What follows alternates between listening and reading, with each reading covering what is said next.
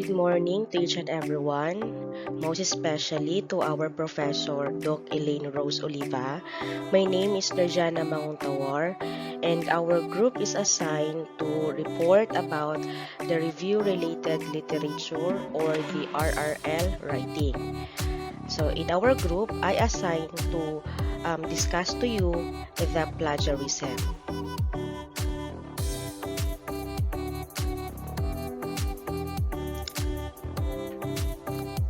So what is plagiarism? Ano ang kahulugan ng plagiarism? So plagiarism is presenting someone else's work or ideas as your own, with or without their consent, by incorporating it into your work without full acknowledgement. So ibig sabihin ng plagiarism, ito yung kumokopya ka or kumukuha ka ng trabaho or ideya ng ibang tao with or without their consent, na walang full acknowledgement o hindi mo nilagay ang references na pinagkunan mo ng ideya o ang trabaho. So all published and unpublished material, whether in manuscript, printed, or electronic form, is covered under this definition. So kahit ito man ay na-publish na, kahit ito man ay na-unpublished na, sa mga libro, mga printed, sa mga online, kung ito ay kinopya mo without the permission of the owner, ay ito ay nasa under ng definition ng plagiarism. So plagiarism may be intentional or reckless or unintentional. Okay, so there are types of plagiarism. First is the global plagiarism. Second is the verbatim plagiarism. The third is the paraphrasing plagiarism. The next one is the patchwork plagiarism. And the last one is the self-plagiarism. Sa ngayon ay alamin natin ano ang mga kahulugan ng bawat types of plagiarism.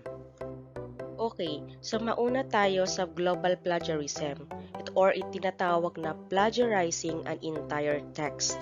So global plagiarism means taking an entire text by someone else and passing it off as your own. So kinokopya mo yung buong text or entire text ng ibang tao.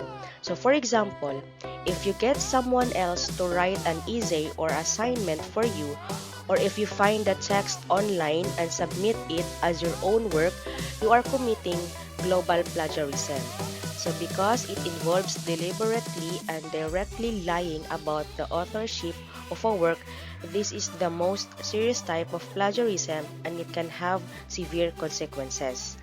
So avoiding this kind of plagiarism is straightforward. Just write your own essay.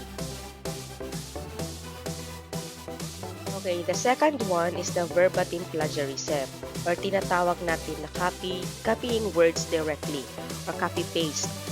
Verbatim plagiarism is also called direct plagiarism, means copying and pasting someone else's work into your own work without attribution. So this could be the text that completely identical to the original or slightly altered. If the structure and the majority of the words are the same as the original, this counts as verbatim plagiarism, even if you delete or change a couple of words. In academic writing, you can and should refer to the words of others. To avoid verbatim plagiarism, you just need to quote the original source by putting the copied text in quotation marks and in text citation. So, kailangan nating maglagay ng indentation or quotation mark sa mga text or ideya na hindi ikaw ang gumawa. Okay, so ito yung halimbawa ng verbatim plagiarism. Next is the paraphrasing plagiarism. So, paraphrasing plagiarism or tinatawag din nating rephrasing ideas. Paraphrasing means putting a piece of text into your own words. Paraphrasing without citation is the most common type of plagiarism. Paraphrasing, like quoting, is a legitimate way to incorporate the ideas of others into your writing. It only becomes plagiarism when you rewrite a source points as if they were your own. To avoid plagiarism, when paraphrasing, cite your sources. Kailangan talaga nating ilagay yung sources, yung pinagmulan ng iyong um, ideya. Just as you would when quoting. If you translate a piece of text from another language without citation, this is also a type of paraphrasing plagiarism. Translated text should always be cited. You're still using someone else's ideas even in a different language. Ito ang halimbawa ng paraphrasing.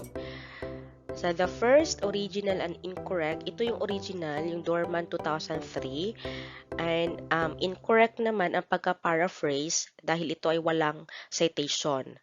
So, hindi na-identify kung saan dito ang kung saan nagmula ang pinagkunan mo ng ideya. Dito naman sa kabila ay ang original, Dorman 2003, at ang ginawa niyang pag-paraphrase ay tama na kung saan ay nakita natin sa huling pangungusap ang pinagmulan ng ideya ng pag-paraphrase. Okay, the next one is the patchwork plagiarism. So, patchwork plagiarism or pwedeng tawaging stitching together sources. So, patchwork plagiarism is also called mosaic plagiarism, means copying phrases, passages, and ideas from different sources and putting them together to create a new text. So, halimbawa, ikaw ay kumuha ng mga ideya sa isang libro, kumuha ka pa ng iba pang mga sources at nilagay mo ito sa isang text lamang. So, ito yung tinatawag nating stitching together sources. So, this can involve slightly paraphrasing passages while keeping many of the same words and the same basic structure as the original, and inserting your own words here and there to stitch the plagiarized text together. Make sure to cite your sources whenever you quote or paraphrase to avoid plagiarism. Para ma-avoid natin ang plagiarism sa stitching together sources, kailangan ilagay natin or i-cite natin ang sources o ang pinagmulan ng mga ideyang kinuha mo. This type of plagiarism requires more effort and is more insight, just copying and pasting from one source, but plagiarism can easily detect it. So, meron siyang application na madali mo nating ma-detect na ikaw ay nag-plagiarize or ikaw ay nag-copy and paste sa ibang mga akda. So, ito ang halimbawa ng patchwork plagiarism. Makikita natin sa data, may kulay blue at may kulay pink na kung saan ay meron siyang pinagkunan na dalawang sources sa kanyang data. The last one is the self-plagiarism o tinatawag din natin plagiarizing your own work. The self-plagiarism means reusing work that you previously submitted or published. It amounts to academic dishonesty to present a paper or a piece of data as brand new when you've already gotten credit for the work. So, ibig sabihin, ang sarili mong gawa na kahit man ito ay na-publish na, ay kailangan mo, matatawag din yan na self or plagiarism. Na kung saan ay dahil sa na-publish mo na ito, kailangan mo pa rin humingi ng pahintulot na ito ay gagamitin mo sa iyong study. So, the most serious form of plagiarism is to turn in a paper you already submitted for a grade to another class, unless you have explicit permission to do so. This is always considered self-plagiarism. So, self-plagiarism can also occur when you reuse ideas, phrases, or data from your previous assignments, reworking old ideas, and not plagiarism as long as you have permission to do so. Your previous work to make their origins clear. So the question or another question about plagiarism is, why does plagiarism matter? So plagiarism is a breach of academic integrity. It is a principle of intellectual honesty that all members of the academic community should acknowledge their debt to the originators of the ideas, words, and data which form the basis for their own work. Passing off another's work as your own is not only poor scholarship, but also means that you have failed to complete the learning process. So plagiarism is an unethical and can have serious consequences for your future career. It also undermines the standards of institutions and of the degrees it issues. Okay, so why should you avoid plagiarism? So there are many reasons to avoid plagiarism. You have come to school to learn, to know, and speak your own mind, not merely to reproduce the opinions of others, at least not without attribution. At first, it may seem very difficult to develop your own views, and you will probably find yourself paraphrasing the writings of others as you attempt to understand and assimilate their arguments. However, it is important that you learn to develop your own voice. You are not necessarily expected to become an original thinker, but you are expected to be an independent one. By learning to assess critically the work of others, weigh up differing arguments, and draw your own conclusions, students who plagiarize undermine the ethos of academic scholarship while avoiding an essential part of the learning process. You should avoid plagiarism because you aspire to produce work of the highest quality. Once you have grasped the principles of sources, use, and citation, you should find it relatively straightforward to steer clear of plagiarism. Moreover, you will reap the additional benefits of improvement to both the lucidity and quality of your writing. It is important to appreciate the mastery of the techniques of academic writing is not merely a practical skill, but one that lends both credibility and authority to your work and demonstrates your commitment to the principle of intellectual honesty in scholarship. Okay, so what happened if you are thought to have plagiarized? The universities regards plagiarism in research as a serious matter. Cases will be investigated and penalties may range from deduction of marks to expulsion from the university, depending on the seriousness of the occurrence. So even if plagiarism is inadvertent, it can result in a penalty.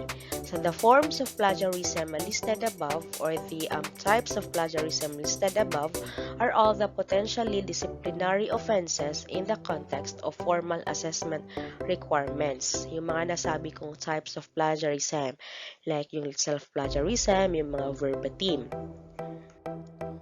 Does this means that I shouldn't use the work of others' author? On the contrary, it is vital that you situate your writing within the intellectual debates of your discipline. So academic essays almost always involve the use and discussion of material written by others. And with due acknowledgement and proper referencing, this is clearly distinguishable from plagiarism. The knowledge in your discipline has developed cumulatively as a result of years of research, innovation, and debate. You need to give credit to the authors of the ideas and observations you cite. Not only does this accord recognition to their work, it also helps you to strengthen your argument by making clear the basis on which you make it. Moreover, good citation practice gives your reader the opportunity to follow up your references or check the validity of your interpretation. Does every statement in my essay have to be backed up with references? You may feel that including the citation for every point you make will interrupt the flow of your essay and make it look very unoriginal. At least initially, this may sometimes be inevitable. However, by employing good citation practice from the start, you will learn to avoid errors such as close paraphrasing or inadequately referenced quotation. It is important to understand the reasons behind the need for transparency of source use. Okay, so the unintentional plagiarism. Not all cases of plagiarism arise from a deliberate intention to cheat. Sometimes, students may omit to take down citation details when taking notes, or they may be genuinely ignorant of referencing conventions. However, these excuses offer no sure protection against a charge of plagiarism.